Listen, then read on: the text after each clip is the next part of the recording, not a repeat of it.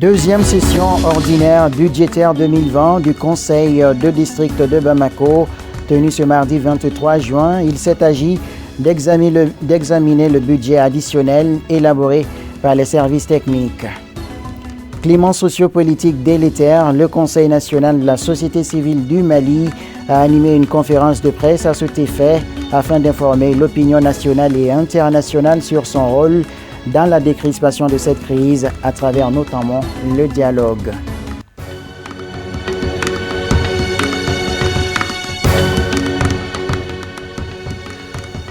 Mardi 23 juin 2020, vous êtes bien sur Chérif la télévision. Merci de nous réitérer votre confiance et bienvenue dans ce tour d'horizon de l'actualité nationale et internationale. Nous vous l'annoncions en titre, tenu ce mardi 23 juin dans les locaux de la mairie centrale de la deuxième session ordinaire budgétaire 2020 du Conseil de district de Bamako. Cette session qui a pour but d'examiner le budget additionnel élaboré par les services techniques a regroupé les chefs de quartier, les chefs de service et conseillers de la mairie de district, des responsables des syndicats et des collectivités, ainsi que des députés élus à Bamako. Amadoun Diallo, Fousseini Keita.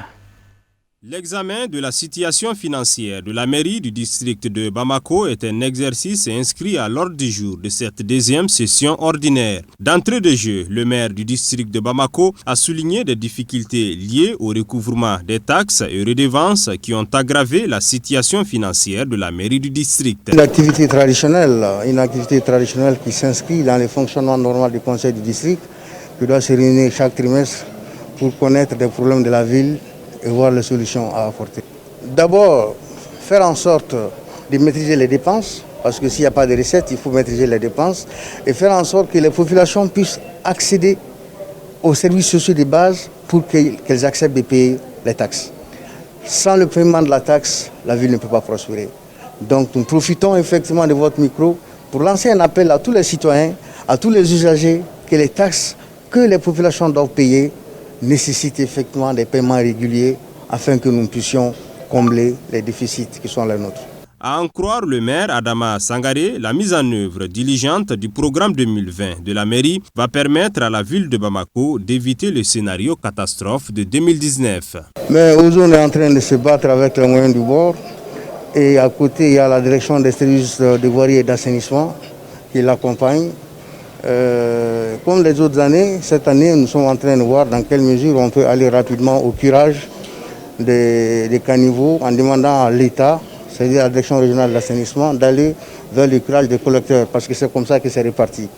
Et concernant les dépôts d'ordures qu'on voit ça et là, dans la dernière inspection du ministère des Finances, il a été demandé à ce que Ozone s'occupe de l'évacuation de ces grands dépôts. La pandémie de coronavirus a eu des effets néfastes sur les activités de plusieurs secteurs économiques, notamment le transport et le commerce, dira le maire. Selon lui, il est urgent de mettre en place des stratégies idoines pour relever les défis qui s'imposent en cette période de Covid-19. En rapport avec la direction des services urbains de voirie et d'assainissement, nous essayons de faire au mieux pour le mieux-être des populations du district de Bamako et surtout avec les 6 communes de Bamako et désormais avec le Grand Bamako, puisque vous avez suivi avec nous, nous sommes en train de mettre en place le Grand Bamako qui est maintenant effectif. Donc au-delà de Bamako, parce que Bamako ne peut pas se développer sans les communes riveraines, ensemble nous sommes en train de voir qu'est-ce qu'on peut faire pour que Bamako revienne effectivement dans son état de propriété d'antan. Des propositions concrètes devraient être faites à l'issue de cette session ordinaire pour trouver des solutions en vue de réduire aussi les risques liés aux inondations dans le district de Bamako. Auparavant, l'Assemblée a observé une minute de silence à la mémoire de l'ensemble des victimes du Covid-19, des soldats tombés au front et de M. Hamadoun Amion Guindo, arrachés à l'affection des siens. Deuxième titre de cette édition, l'état actuel de notre pays nécessite la conjugaison des efforts de toutes les couches composantes dans la recherche de la paix et de la quiétude. Engagé à résoudre cette crise multidimensionnelle. À travers le dialogue, le Conseil national de la société civile du Mali a animé ce lundi 22 juin une conférence de presse au mémorial Modibo Keïta afin d'informer l'opinion nationale et internationale des différentes activités entreprises depuis les premières heures de cette crise sociopolitique. Samaïra Sanogo, Draman Malé pour plus de détails. La situation sociopolitique du Mali s'est considérablement dégradée ces derniers temps. La crise sanitaire liée à la pandémie du Covid-19 est venue se greffer à une crise sécuritaire avec ses conséquences désastreuses. Ajoutez à cela une crise politique provoquée par la gestion controversée des dernières élections législatives, détériorant ainsi la situation sociale déjà éprouvée. Au regard de la pertinence des motivations et de l'ampleur de ces événements, le Conseil national de la société civile, soucieux du bien-être des citoyens, conscient de l'impérieuse nécessité de préserver la paix et la sérénité, déterminé à jouer pleinement son rôle en toutes circonstances, s'est employé à établir entre les protagonistes le dialogue. Le Conseil national de la société civile n'a pas attendu ces deux événements majeurs pour agir. La fêtière, qui ne souffre d'aucune ambiguïté dans ses multiples médiations, s'assume et s'assumera dans ce rôle qui est le sien. Le Conseil a réussi à rencontrer tous les acteurs individuellement. Imam Dicko, nous l'avons rencontré le 14 juin 2020 et le 17 juin 2020. À son domicile. Le mouvement M5, le 10 juin 2020, au Conseil national de la société civile. Le Premier ministre, le 15 juin 2020, à 15h à la primature. Le Président de la République, les 9 et 16 juin 2020. Et le 17 juin 2020 à 18h à son domicile. Les autres que nous allons rencontrer, c'est Chérif Madani Haïdara du Haut Conseil islamique du Mali, le 9 juin 2020 à 21h30 à son domicile.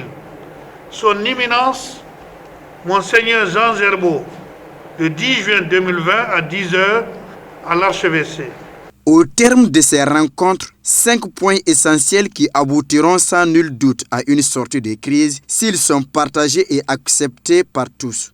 La démission de la Cour constitutionnelle, la dissolution de l'Assemblée nationale, la satisfaction des revendications sociales, la mise en place d'un gouvernement d'ouverture, la mise en place d'un dispositif de suivi, du déni, du dialogue national inclusif bien sûr.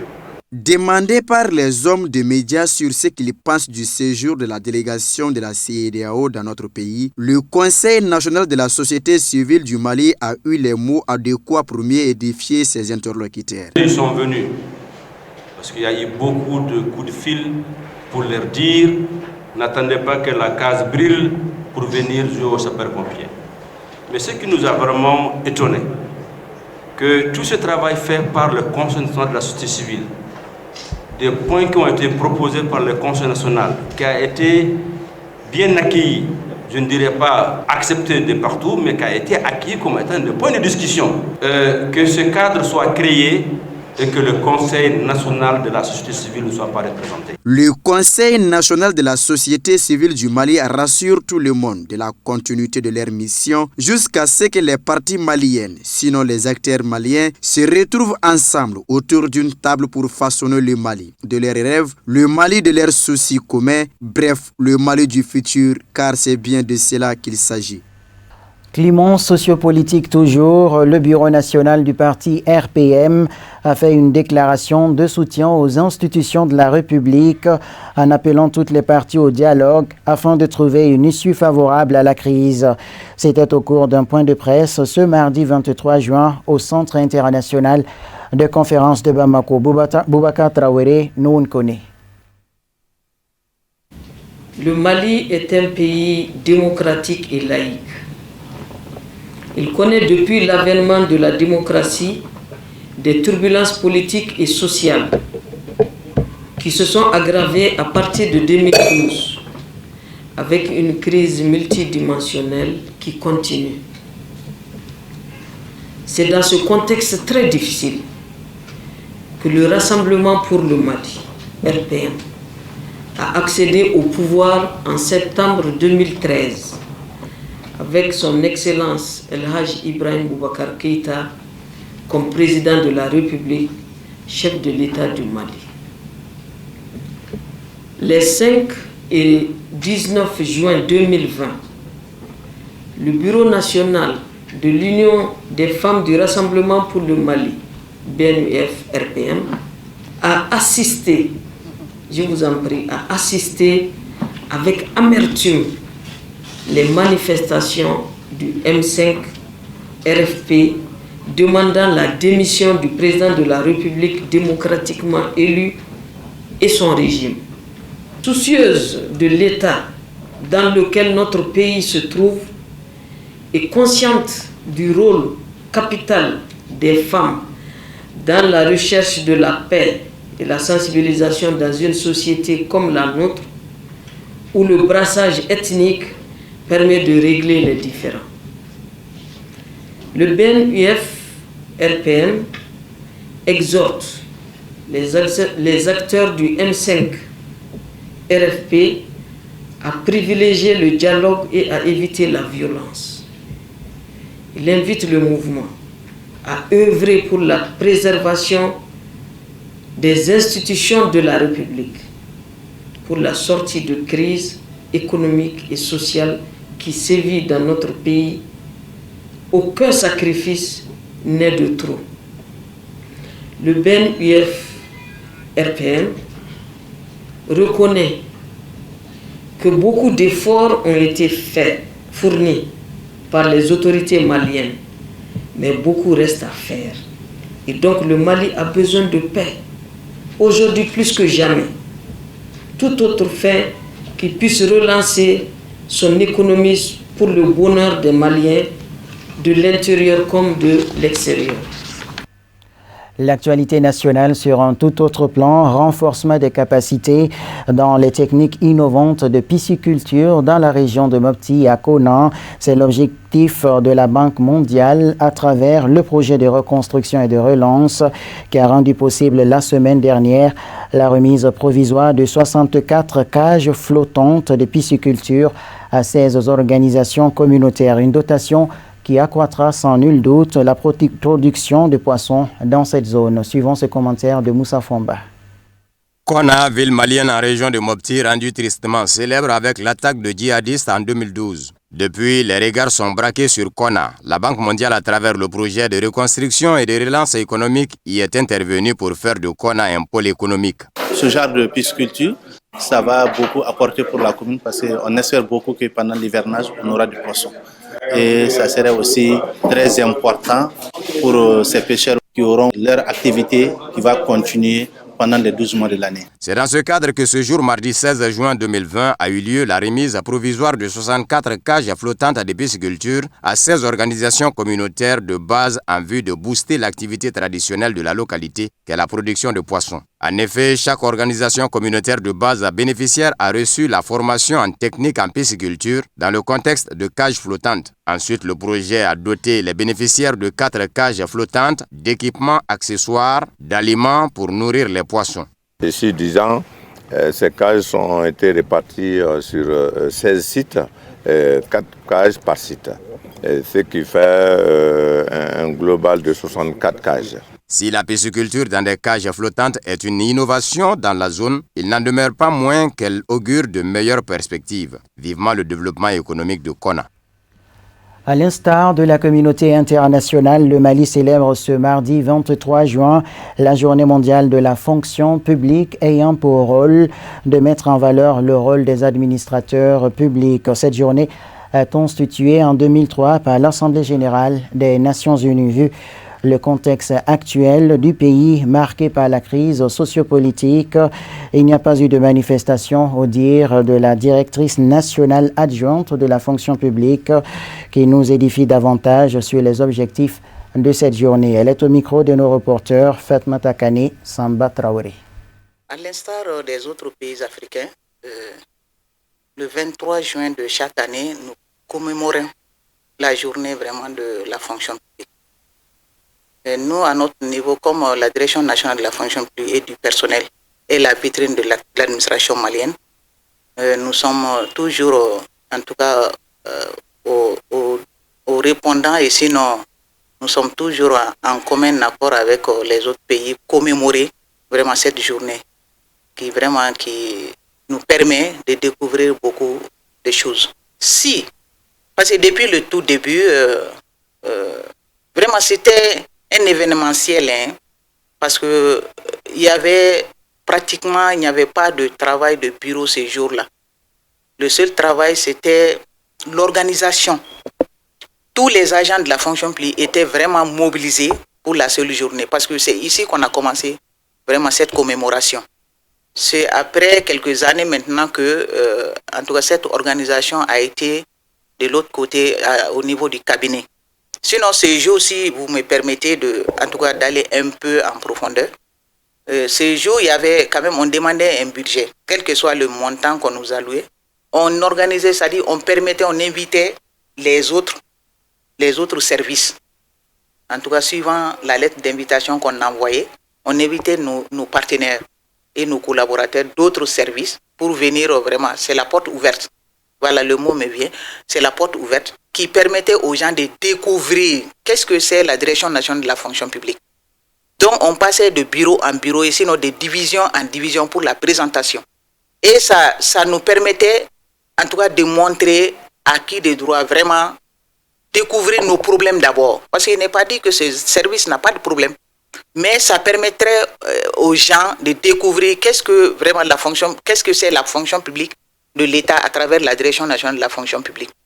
Ça, c'était vraiment l'avantage. En même temps, comment les agents de cette structure travaillent. Il fallait expliquer un peu, même si ce n'est pas en large, au moins on expliquait comment on travaillait. Donc tout ça, là, c'était vraiment des avantages qu'on vivait. Mais avec la conjoncture et tout ce qui s'ensuit, la porte ouverte, même si ça se fait, on a quand même chaque année, c'est des innovations. C'est des innovations. On ne se limite pas seulement à la Direction nationale de la fonction publique, comme je l'ai dit tantôt, qui est la vitrine de l'administration. Mais on délocalisait cette journée. Des fois, on peut cibler la caisse de retraite, ainsi de suite. Donc, ça dépendait en tout cas du petit budget qu'on nous allouait, qui nous permettrait quand même d'organiser et de mettre vraiment certaines rubriques pour pouvoir émailler vraiment cette journée. En même temps, le dernier volet, c'était la conférence. Chaque année, c'est des thèmes. Il y a un thème global, mais au niveau du Mali, on fait un thème vraiment à la malienne, si vous me permettez. Donc, on choisit un thème, mais un thème qui est proche. Vraiment, on reste dans le cadre du thème global, mais nous aussi, on choisit un thème et pour faire vraiment la conférence. L'actualité culturelle de ce 19h, l'Arabie Saoudite a annoncé ce lundi 22 juin que le Hajj se tiendrait bien fin juillet à la Mecque, mais avec un nombre très limité de fidèles se trouvant à l'intérieur du royaume saoudien afin de limiter la propagation de la maladie à coronavirus. Amadou Diarra. L'Arabie Saoudite a mis fin à l'incertitude en décidant de maintenir fin juillet le grand pèlerinage musulman de la Mecque avec un nombre très limité de fidèles malgré la pandémie du nouveau coronavirus qui continue de s'accélérer selon l'OMS. Seules les personnes de toute nationalité se trouvant à l'intérieur du royaume saoudien pourront effectuer le Hajj conformément aux mesures de précaution destinées à contenir la propagation du Covid-19. Le Hajj est l'un des 5 piliers de l'islam et en raison de sa forte affluence, soit 2,5 millions de musulmans en 2019, et il peut aussi devenir un énorme vecteur de contagion du nouveau coronavirus avec des fidèles venus du monde entier.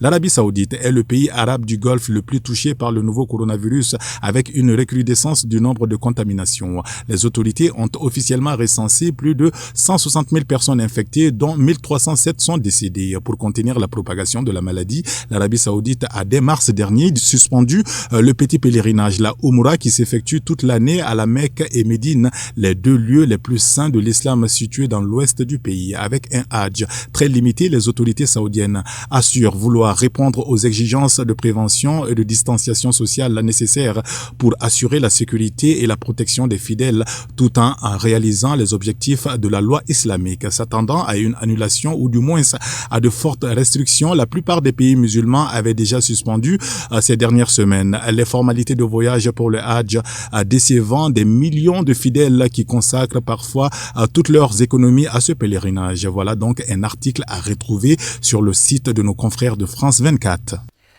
Suivons à présent le tour d'horizon de l'actualité internationale en bref et en images, une compilation de Sadio Sidibé. Le tour d'horizon de l'actualité internationale de ce jour nous conduit tout d'abord en Côte d'Ivoire où le chef du commando djihadiste qui a mené une attaque meurtrière il y a 12 jours contre l'armée à Kafoulo dans le nord de la Côte d'Ivoire a été capturé, a affirmé lundi le ministre ivoirien de la Défense Ahmed Bakayoko. Le chef du commando qui a mené l'action a été pris le dimanche 21 juin, a déclaré le ministre lors d'un discours d'hommage aux soldats tués au nouveau camp militaire d'Akwedou à Abidjan, retransmis sur son compte Facebook. Dans la nuit du 10 au 11 juin, une attaque attribuée aux djihadistes contre un poste mixte armée-gendarmerie à Kafoulo avait fait une dizaine de morts et 6 blessés parmi les militaires ivoiriens. Selon l'armée qui n'a pas donné le bilan plus précis à ce jour, des sources sécuritaires non officielles, 11 soldats et un gendarme ont été tués lors de cette attaque, considérée comme des représailles à une opération militaire conjointe de la Côte d'Ivoire et du Burkina Faso pour déloger des djihadistes installés dans le nord de la Côte d'Ivoire. L'actualité politique en Afrique de l'Est, l'ancien ministre tanzanien des Affaires étrangères Bernard Membe succédera-t-il à John Magufuli? Ce dernier ne cache plus ses ambitions présidentielles et comme premier objectif, il souhaite briguer la tête du parti de la majorité présidentielle lors du scrutin d'octobre prochain. Pour ce faire, l'homme de 66 ans a introduit cette semaine une demande auprès du comité du parti au pouvoir, Chamacha Mapendouji. Il se présente comme le successeur potentiel et le porte-étendard de son parti. L'annonce intervient quelques mois après la présumée expulsion de l'ancien ministre du parti au pouvoir. Expulsion que M. Membe a toujours rejetée, affirmant que le comité national du parti ne lui a encore fait aucune communication officielle. Élu en octobre 2015, le président tanzanien John Magufuli a indiqué mercredi qu'il serait candidat à sa propre réélection lors des élections générales prévues en octobre. Nous partons pour l'Afrique subsaharienne. Les Malawites ont commencé à voter ce mardi, un an après l'annulation d'un premier vote par la justice pour cause d'irrégularité.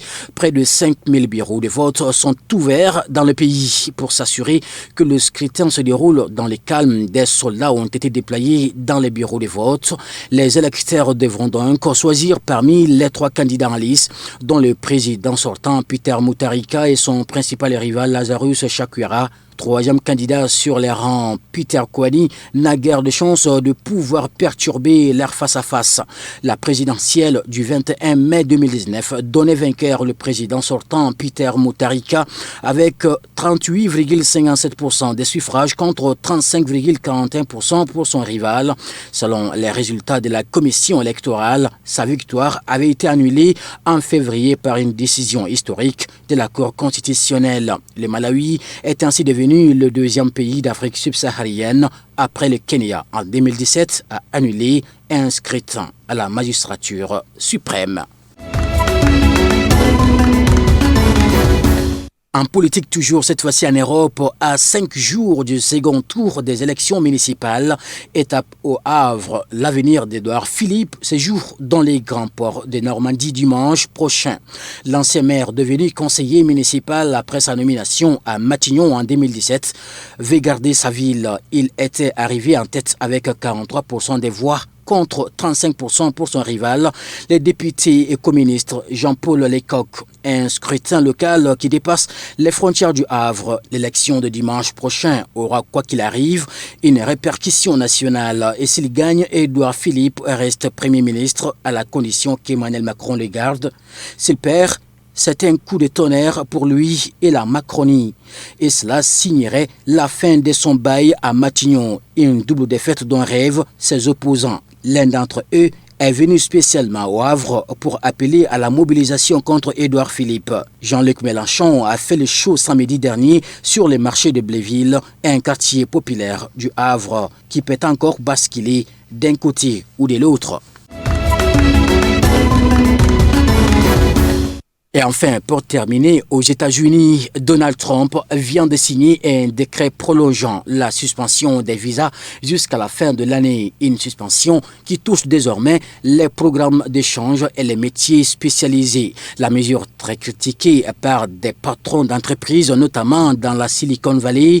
La mesure prise en plein cœur de l'épidémie de coronavirus était censée durer 60 jours. Officiellement, il s'agissait de protéger l'emploi aux États-Unis face à la crise sanitaire et aussi éviter l'arrivée des travailleurs potentiellement porteurs du virus. Face à l'augmentation historique des chiffres du chômage dans les pays, Donald Trump a donc décidé non seulement de prolonger le gel des cartes vertes, mais aussi d'inclure d'autres types de visas, et c'est jusqu'au 31 décembre prochain. Sont désormais concernés par exemple les visas des programmes d'échange d'étudiants chercheurs, les visas pour les époux accompagnateurs ou encore les fameux visas H1B très utilisés dans le secteur de nouvelles technologies. Fin de cette édition qui vous a été proposée par la rédaction. Merci à vous de l'avoir suivi. À 21h, Amadou Camara vous en présentera la version Bambanankan. Excellente soirée en compagnie des programmes de Chérif La Télévision et à très bientôt, Inch'Allah.